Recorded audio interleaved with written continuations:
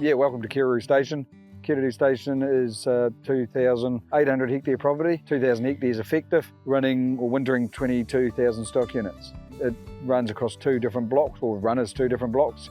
Kereru's the main under the station, finishing, and the irrigation system been introduced into that. And then on the back station is a breeding component.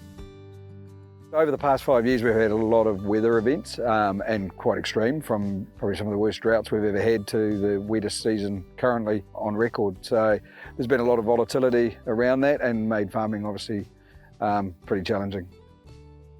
So we reviewed all our livestock policies. We halved our breeding component on the Kereru block and moved into a trading component. That also gave us flexibility around purchasing stock and when we needed to buy. The biggest one was probably safeguarding our own homebred stock as well. We were able to finish them without having to look at store markets and actually try and have some control around that. Although the business is it's a pretty intensive component on the whole farm and running that way, we've actually simplified it by actually reducing the crops, a lot better on staff.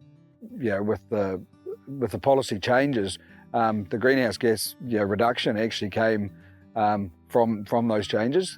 They weren't the main driver to start with the policies, but as we went into it, we could see there was a huge benefit by doing it, and we were going to get a reduction. So the benefits from that is obviously not just our reduction in the greenhouse gases, but it's actually where production has gone higher because of the trading component. We're finishing stock a lot quicker. They're moving through, they're eating high quality feed, and so the whole thing's benefited the whole business. Kereru Station is a good example of a farm that's reducing greenhouse gases. It's changed its farming system away from a more rigid farming policy into a more flexible farming system. This has enabled it to be more robust to manage through droughts and climatic change. And one of the benefits of that is by having a more efficient farming system, we've been able to reduce the greenhouse gas emissions total across the farm. Now that wouldn't work very well in dry situations unless we had the irrigation system to dovetail into it.